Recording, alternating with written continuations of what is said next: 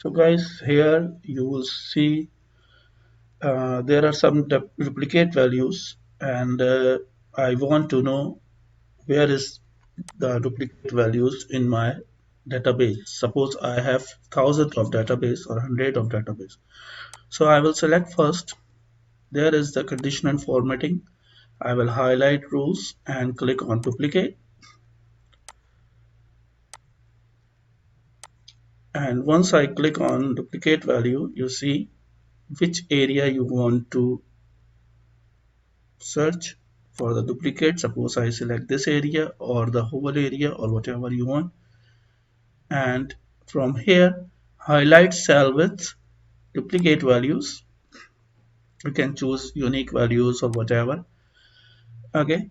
And then the duplicate values will be highlighted with the light red fill with dark red text. So I press done.